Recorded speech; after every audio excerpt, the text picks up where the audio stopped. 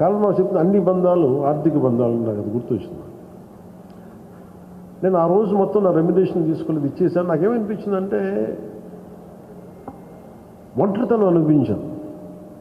అంటే ఇప్పుడు ఎలా ఉంది అంటే గత ప్రభుత్వం చేసిన ఒక దుర్మార్గాలన్నీ నేను చేసేసి అందరూ నిందిస్తుంటే నేను ఎంత బాధపడాలో, సినిమా ఫ్లాప్ అయితే నన్ను బాధపడమని అందరూ అలా చెప్తాను. నా ఉద్దేశం ఏంటంటే సినిమా చేసాం, బాగలేదు, ఆడలేదు అంతే.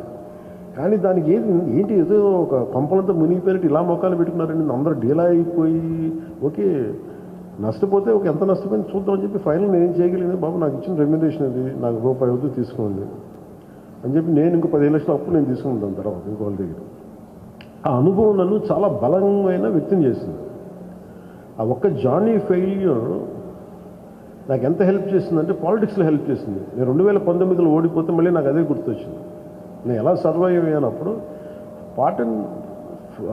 Failure is a part and parcel of growth.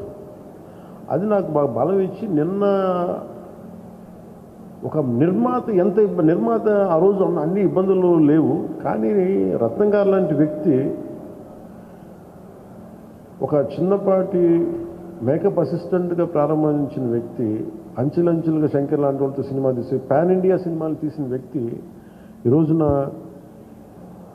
Cinema రిలీజులకి ఇబ్బంది పడతా ఉంటే నాకు అనిపించింది చాలా బాధేసింది. ఇది నాకు అందుకే నేను దగ్గరుండి ఈ సినిమాని ప్రేక్షకుల దగ్గర తీసుకెళ్ళాలనేది నిర్ణయించుకున్నాను. సో నాకు అందుకు అనిపించింది అన్నమాట. అందుకని నా జానీ అనేది ఎందుకు వచ్చిందంటే ఇంత ఫీబుల్గా ఉంటారు. అంటే మనీ దగ్గరికి వచ్చేటప్పటికి అందరూ నువ్వు చస్తావో పెడతావో తెలియదు కానీ మాకు ఇలా కట్టాలి అందుకు ఒకసారి ఇర్లాజికల్గా ఉంటుంది. సో అలాంటి సమయంలో నాకు ఆయన అండగా నిలబడాలి. అందుకని that's reason why I quote. అందుకని క్లైమాక్స్ ప్రత్యేకించి నేను ఎందుకు చెప్పానంటే అప్పుడు నేను కొన్నిసార్లు నేను బుల్డోజ్ చేసుకుని వెళ్ళాల్సింది, కొన్నిసార్లు రైట్ నిర్ణయం మన మనసుకు తెలుస్తుంది యాజ్ అ ఫిల్మ్ మేకర్గా. కొన్నిసార్లు పక్కన వాళ్ళు మాటలు నేను అసలు ఎప్పుడు పక్కన వాళ్ళ మాటలు విన్నాను. కానీ ఈ ఫిల్మ్కి వచ్చేటప్పటికి ఈసారి ప్రత్యేకించి ఎట్టి పరిస్థితుల్లో నేను పాలిటిక్స్లో ఉన్నాను, సినిమాలు బాగా చేయడేమో అన్న సందేహం ఎక్కువ మందికి ఉంటుందని చెప్పి ప్రత్యేకించి శ్రద్ధ పెట్టి చేశాను. సో క్లైమాక్స్ కూడా ఎందుకు చేశానంటే నేను చాలా సంవత్సరాలు అయిపోయింది యాక్షన్ కొరియోగ్రఫీ చేసి, రియల్ లైఫ్లో వీళ్ళతో గొడవలు పడుతున్నాను, సినిమాల్లోనూ యాక్షన్ కొరియోగ్రఫీ చేశాను. సో ప్రత్యేకించి ఆ particular episode it's close to my heart. చిన్నప్పుడు ఎప్పుడు పుస్తకాల్లో చదువుకున్నాం, హిందూగా బతకాలంటే జిజియా పన్ను కట్టాలి. సో ఆ బాధ ఏదో ఉండిపోయినట్టుంది ఎక్కడో. సో అది ఆ వెంటౌట్ తీసుకున్న అవకాశం దొరికింది, ఐ యూజ్డ్ ఇట్ అంతే. సార్ మనం చూసుకున్నట్లయితే లేదు తీసుకుంటాం సార్, అన్నీ బాగుంటే తీసుకుంటాను.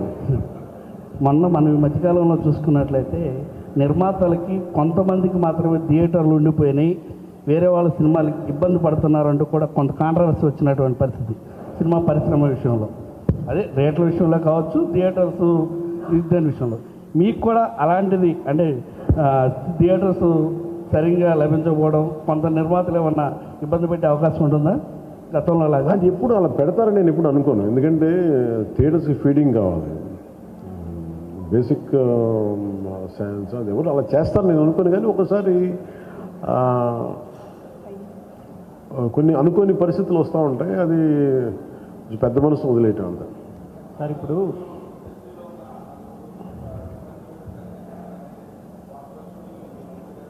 నేను ఎప్పుడు అనలేదు ఆ మాట.